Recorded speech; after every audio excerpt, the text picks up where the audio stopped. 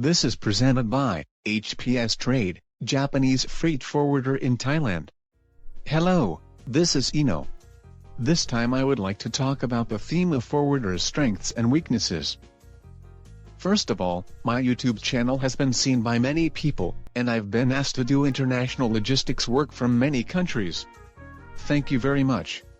Even if there is a corona disaster, the economy is still moving, and cargo movement will not stop. I believe that our job as a forwarder must function as an infrastructure for the world. There are so many different types of inquiries that come to our company. I am very grateful that people seem to think that I can transport anything since I have been sending out various know-how about logistics. However, in reality, I have my strengths and weaknesses, as shown in this theme. It may seem like a simple job of carrying things, but not all ways of carrying cargoes are the same. Mainly it changes according to the below points. Contents of cargo. Areas to be delivered. Quantity of goods to be delivered. It is the forwarder's job to propose the most suitable logistics method according to these factors. However, in reality, there are some cargoes that we may wonder how to transport. I have experience in importing and exporting various kinds of cargo in Thailand. For example, automobile parts, air conditioner parts, fresh food, processed food, alcohol, moving cargo, metal molds, paper bags, cosmetics, chemicals, activated carbon, leather products, scrap, electronic parts, construction materials, furniture, new and used machinery, plant equipment, etc. It is easy to transport general cargo, but if we have no experience in transporting it, we may not immediately answer how to transport it when we are asked. For example, in our case, vaccines, famous paintings, trees. Let me tell you more about paintings as an example. The value of famous paintings sold at auctions or shipped to museums for the exhibition is much higher than that of ordinary cargo. They are also prone to breakage and require the utmost care in handling. Regarding trees, I think it is physically possible to use flat rack containers or bulk vessel to transport them. However, I believe that quarantine in the importing country will be difficult. There is a quarantine to keep pests and diseases from entering other countries at bay in the transportation of plants. I have never done quarantine for trees before, so I need to do a lot of research before accepting the request. Then the area to be transported is also important. If it's a country where we frequently send cargo, we can offer flexible services since we are familiar with it. It's also easier to work with local agents, and to transport various kinds of cargo. However, if it is a region where we have never sent cargo before, we may not even have an agent. Even so, the cargo itself can be transported, but it will be only to the port or airport of the export destination, and customs clearance and delivery upon arrival need to be handled by the importer. In addition, if we have never sent goods to a region before, it will charge a tariff, or a fixed price, for ocean freight. This is one of the major points of strength and weakness of the forwarder in the region. For example, we can offer lower prices for shipments from Thailand to Japan, because we transport more than 100 containers per month. However, we have never sent any cargo to Chile or Colombia in South America, or Tanzania in Africa. On the other hand, there may be forwarders who regularly send a lot of containers to South America. You may be able to get a more advantageous price or secure more space there. And the amount of cargo to be delivered is also an important factor. We also have requests from individuals for cargo transportation.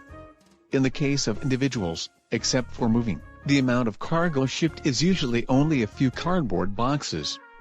Even if they are a corporation, there is the case that they may be sending samples or transporting small and light items. If the amount of cargo is small, it is generally more cost-effective to use a courier or EMS. Courier is well known as DHL and FedEx, etc. EMS is the International Postal Service, so the price is lower here as well. The forwarders can only offer tariffs, fixed prices, for air cargo with an actual weight or size of 45 kilograms or less, as I explained earlier. On the other hand, Couriers such as DHL and FedEx carry a large amount of small lot cargo in their aircraft, so they can offer lower prices. In addition, since small lot shipments are often small in value, they usually use a speedy method called simplified customs clearance, which saves the shipper the trouble of arranging the necessary documents for customs clearance. From my personal experience, it is a good idea to use a forwarder if the volume of air cargo exceeds 100 kilograms. It depends on the contents of the cargo, the region, and the forwarder you request. In many cases, it can be beneficial. When using LCL, it is better to have a volume of at least 1 m3. This is because 1 m3 is the minimum volume for ocean freight and port overhead. LCL is explained in detail in another video, and a link is provided in the overview section. As it relates to the cargo content explained earlier, handling special containers is also a matter of strength and weakness. Special containers include reefer containers, open-top containers, and flat rack containers. Reefer containers are required when handling refrigerated and frozen cargo. They are mainly used to transport food products, and forwarders who specialize in food products handle many reefer containers.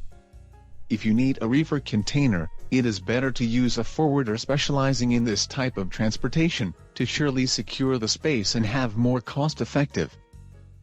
The next, I refer to type of containers such as the flat rack or open-top container.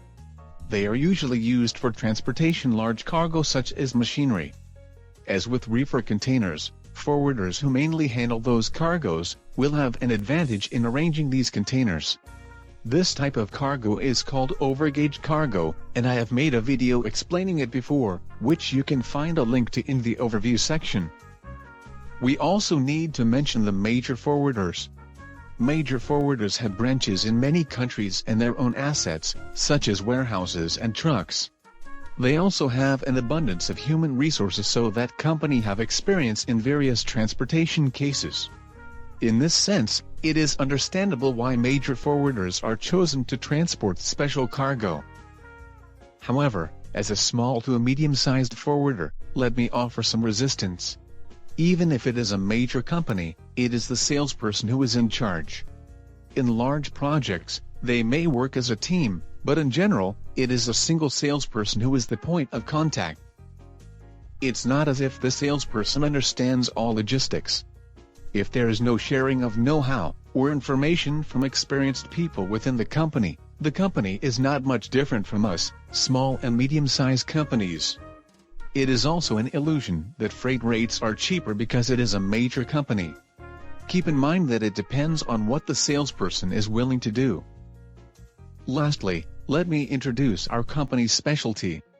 We are a forwarder in Thailand, and most specialized in ocean exports from Thailand for corporate customers.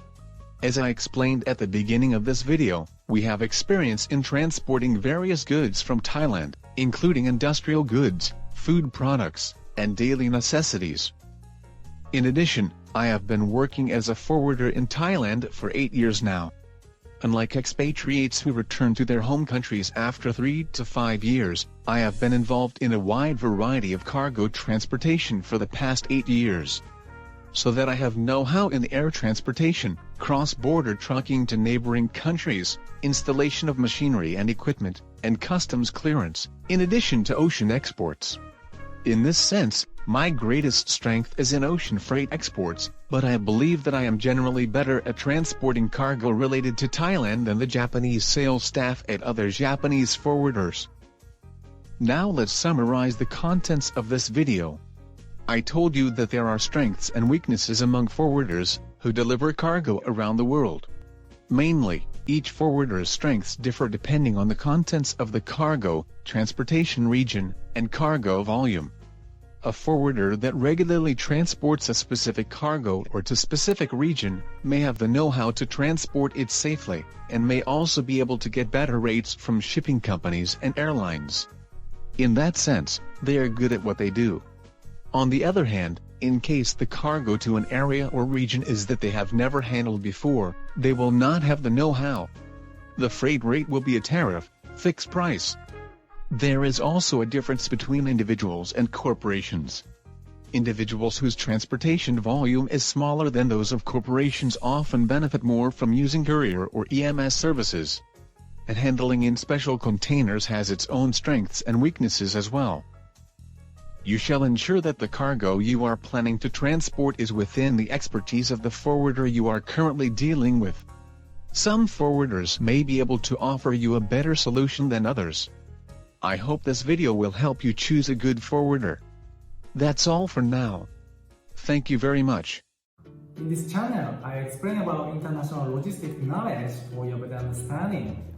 I hope this video will be a good support for your logistics job. If you have any shipment from Thailand or to Thailand, please feel free to contact me Iino-san anytime. Also, I'm very motivated to keep updating these videos. If you subscribe, press good or comment anything.